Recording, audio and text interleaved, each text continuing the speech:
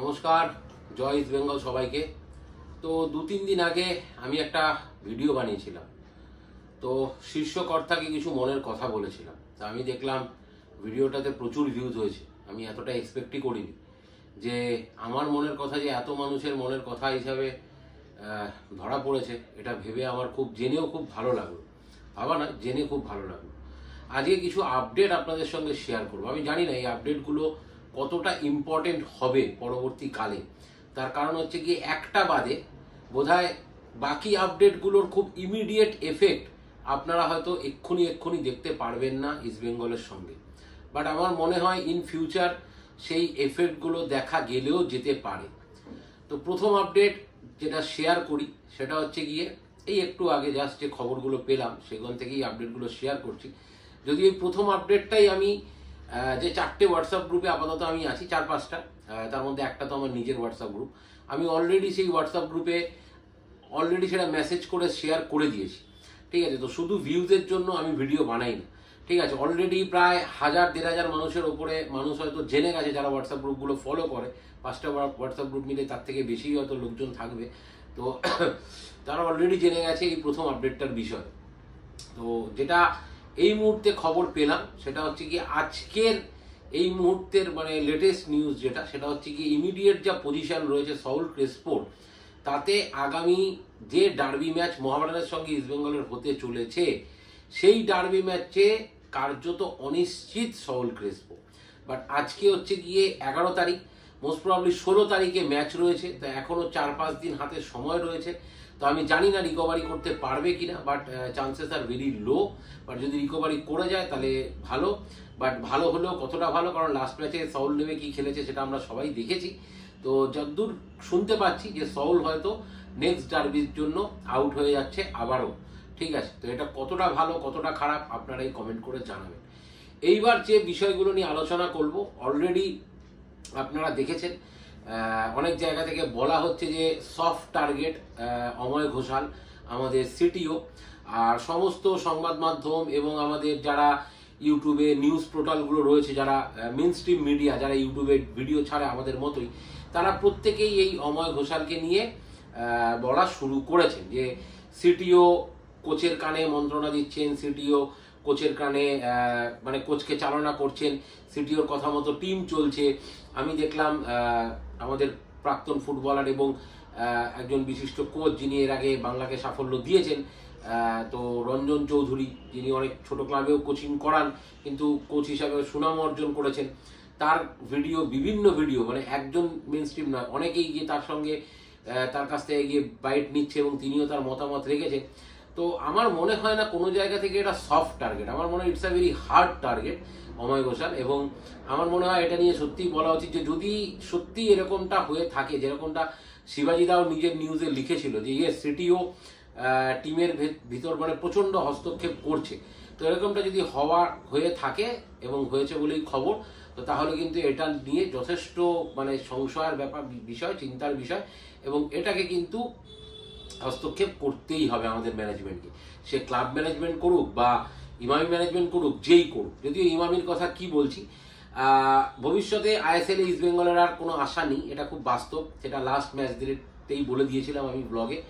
এবং যেটা বিষয় সেটা হচ্ছে কি, আসন্ন সুপার কাপ, যেটা আমাদের ফেডারেশন আদৌ করে উঠতে পারবে কি পারবে না জানা নেই। আমাদের ফেডারেশনের তো 18 মাসে বছর হয়, জানি না আদৌ করতে পারবে কি পারবে না। তবে আমার মতে করা উচিত, কারণ লাস্ট ইয়ার ওটার জন্য একটা এএফসি স্লট দিয়েছিল। এই বছর যদি আবার না করে তাহলে এএফসি স্লটে আবার গন্ডগোল হয়ে যাবে। ঠিক আছে, তো একটা টুর্নামেন্ট সুপার কাপ তো হওয়া উচিত, যেই জিতুক না কেন সে এএফসি স্লট পাবে।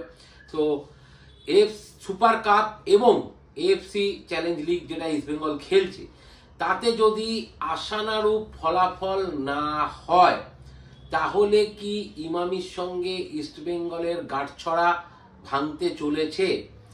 যদি দেখা যায় যে কোনোটাতে আশানুরূপ ফলাফল হলো, ইস্ট বেঙ্গল সুপার কাপ ধরতে গেলে, যদি east Bengal super cup champion হয়ে গেল কোনোভাবে, যেরকম আগের বার হয়েছিল, আর যদি এফসিতে একটা বেটার পারফরমেন্স হলো, বেটার পারফরমেন্স বলতে আমি বলছি যে এফসি হয়তো ফাইনাল অব্দি ইস্ট বেঙ্গল রিচ করে গেল, এই দুটো ছাড়া আশানুরূপ ফলাফল যদি না হয়, তাহলে কি নেক্সট ইয়ার ইমামি থাকছে? হয়তো সম্ভবত থাকছে না। আমি এটা সম্ভবত এই কারণে ইউজ করছি কথাটা, তার কারণ ভালো ফলাফল হলে কিন্তু ইকুয়েশন চেঞ্জ হতে পারে, বাট ভালো ফলাফল যদি না হয় ইমামি কিন্তু ইন্টারেস্টেড নয় খুব একটা আর থাকার বিষয় ইস্টবেঙ্গলের সঙ্গে। সেক্ষেত্রে কিন্তু আবারও একটা ক্রাইসিসের মধ্যে ইস্টবেঙ্গল পড়তে পারে, যদিও আশা করি তার প্রস্তুতি ইস্টবেঙ্গলের কর্তারা হয়তো নিয়ে রাখবে।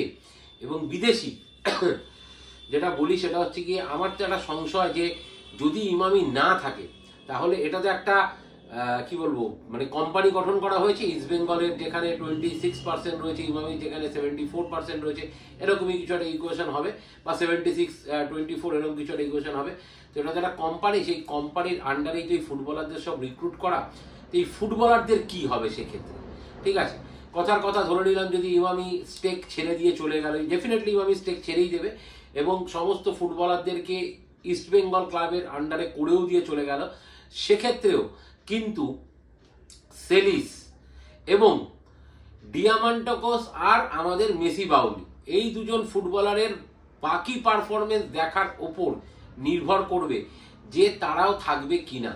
বা যতদূর শুনতে পাচ্ছি এই তিনজন ফুটবলারের, সেলিস, ডিয়ামান্টাকোস এবং মেসি বাউলি, এই তিনজন ফুটবলার ছাড়া বাকি সবাইকেই কিন্তু নেক্সট সিজনে ছেড়ে দেওয়া হবে। আর ডিয়ামান্টাকোস এবং মেসি বাউলি এই দুজনেরও কিন্তু আপকামিং পারফরমেন্সের ওপরই নির্ভর করবে যে তারাও নেক্সট ইয়ার থাকছে কি থাকছে না। তো যেই আপডেটগুলো আমার কাছে এসেছিল, তো সেই আপডেটগুলো আপনাদের সঙ্গে শেয়ার করলাম। আমি জানি না কতটা ইম্পর্টেন্ট এই আপডেট, কতটা আপনাদের কাজে লাগবে, বাট আপডেট যখন এসছে সেটা শেয়ার করা আমার কাজ। জেনারেলি আমার কাছে এখন আপডেট খুব কমই আসে, জেনারেলি আমি আপডেট খুব কম নেওয়ারও চেষ্টা করি। তার কারণ হচ্ছে গিয়ে হয়তো কথা বলাতে কোনো লাভ নেই। তো আমি জানি না আমার এই কথাগুলো কতটা ফলপ্রসূ হবে ভবিষ্যতে, কারণ সবকটাই কিন্তু কিছু সমীকরণের ওপর নির্ভর করবে। তবে মেন যেটা আপডেট সেটা হচ্ছে গিয়ে সউল ক্রেসপো কিন্তু নেক্সট ডার্বিতে সম্ভবত নেই। আগামী 4 দিন এখনো বাকি আছে, 4-5 দিন, তাতে যদি রিকভারি করতে পারে, জানা নেই পারবে কিনা, আর মনে হচ্ছে হয়তো নেক্সট ডার্বি থেকে সউল ক্রেসপো মানে মোহামেডান ম্যাচ থেকে সউল ক্রেসপো কিন্তু মিস করছে। তো আপাতত এইগুলোই ছিল বক্তব্য, সেগুলো আপনাদেরকে জানালাম। যদি ভালো লাগে, আগের দিন ভিডিওতেও আমি লাইক, শেয়ার, সাবস্ক্রাইব করতে কিছু বলিনি, বাট আজকে বলছি যদি মনে হয় যে আপডেটগুলো কিছুটাও যুক্তি আছে তাহলে নিশ্চয়ই লাইক, শেয়ার অ্যান্ড সাবস্ক্রাইব করবে। প্রচুর মানুষ সাপোর্ট করেছেন ওই লাস্ট ভিডিওটাতে, যেটাতে আমি শীর্ষকর্তাকে মনের কথা জানিয়েছিলাম। তাদের প্রত্যেকের কাছে করজোড়ে প্রণাম যে আপনারা প্রচুর মানুষ সমর্থন দিয়েছেন। আমি আপনাদের কাছে ব্লেসড এবং আমার মনে হয় ওনার কাছে গিয়ে যদি পৌঁছায় এবং তাতে ইস্টবেঙ্গলের যদি ভালো হয়, তার থেকে খুশি বোধহয় মানে আমাদের থেকে খুশি বোধহয় আর কেউ হবে না। আর একটা কথা বলি, সেটা হচ্ছে গিয়ে টিমের পারফরমেন্স যাই হোক না কেন, মোহনবাগান সমর্থকরা যতই ট্রোলিং করুক না কেন, জন্ম থেকে ইস্টবেঙ্গল ছিলাম, আজকেও আছি, মৃত্যুর আগের মুহূর্ত অব্দি ইস্টবেঙ্গলই থাকবো। ইস্টবেঙ্গল ছেড়ে কোথাও যাওয়ার নেই। রেজাল্ট যাই হোক না কেন, যাই ফলাফল হোক না কেন, টিম আমার যাই রেজাল্ট করুক না কেন, দলের পাশে ছিলাম, দলের পাশে আছি, দলের পাশে থাকবো। জয় ইস্টবেঙ্গল।